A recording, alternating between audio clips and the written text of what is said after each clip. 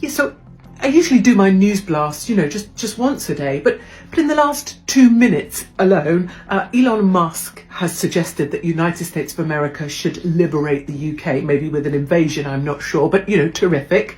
Andrew Tate has said he's going to stand to be Prime Minister of Great Britain. I'm presuming that might be after Elon Musk has liberated it. Tommy Robinson, whose name was banished, has now been trending on Twitter/X for about a week solid. Keir Starmer says that majority Pakistani Muslim grooming gangs/rape squads are actually a far-right problem. Not quite sure where he's going from with that. And then we have Trudeau in Canada, who has just resigned. Finally, Jess Phillips still looks like a walking foreskin. And that's just in the last 2 minutes. Okay, more soon. Everything's normal here in 2025. Why did Nigel Farage, a man who does not hold an official position, receive the coveted invitation to Donald Trump's inauguration, while Keir Starmer, the British Prime Minister, stayed away? Although no British Prime Minister or monarch has ever attended a US presidential inauguration, that's not the point. Starmer's absence from Trump's guest list is not just a formality, it is a loud signal that cannot be ignored.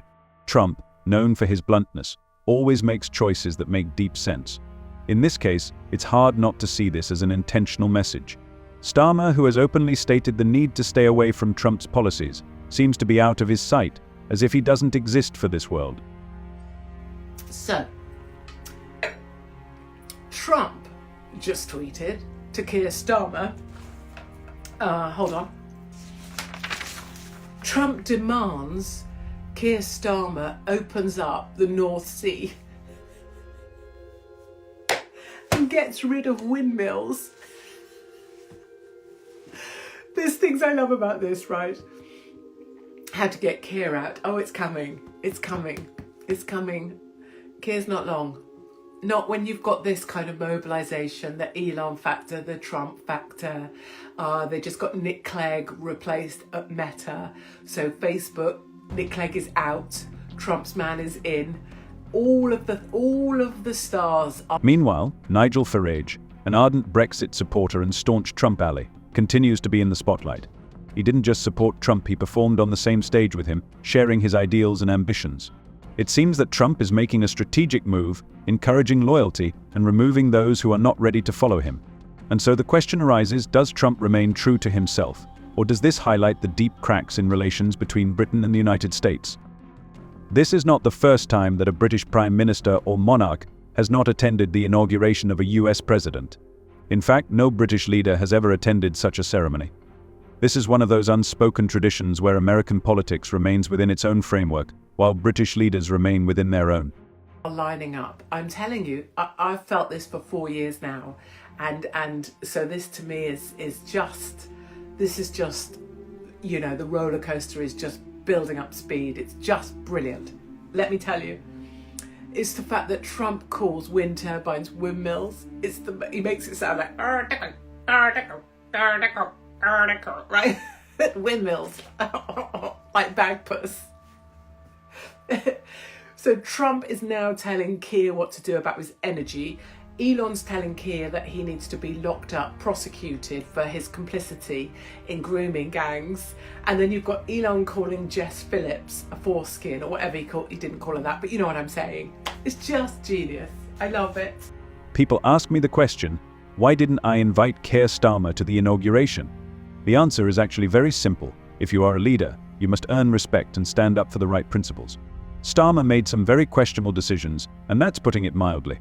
He not only criticized me, but also questioned important questions about the future of both the UK and the USA. I fully support strong leadership, but you can't attack everyone and expect to be invited to the negotiating table. I have always been consistent. I believe in working with those leaders who put the interests of their people first. Now about Nigel Farage. He no longer holds an official political position, so why did he turn up at the invitation? I love it. Someone on here calling me a fascist. Imagine thinking that what you think matters now. Oh, let me just count. Oh, Millet, Geert Wilders, Meloni in Italy, Macron's about to be out, and Marine Le Pen's about... Obviously, it's not about protocol, but about personal relationships. Trump has always openly encouraged loyalty, and Farage's vocal support during his presidency secured him a spot at the inauguration. It is surprising that a controversial figure in the UK gets such a platform, while the current Prime Minister remains on the sidelines. What does this say about Keir Starmer? Perhaps it's not just tradition, but the fact that Trump is putting an end to it. The Prime Minister, who has not received an invitation, looks weak against the background of the former politician, who is grinning on the sidelines. This raises serious questions about how Starmer's approach to Trump is perceived and whether his position has led to negative consequences on the world stage. If anyone enjoys this situation, it's Katie Hopkins. At the moment when Trump ignored Keir Starmer and chose Nigel Farage instead, Hopkins could not contain her delight. To be in. Trump, yeah, he's about to be inaugurated. I mean, I don't know. Eastern Europe, always standing firm. You're just a little lefty calling someone a name on their own channel. Nick Clegg out at Meta. Keir Starmer soon to be out in government. I mean, it's just that we're winning so hard now that it's really difficult to be hurt by anyone. Katie Hopkins enthusiastically and openly expressed her admiration for Trump's courage.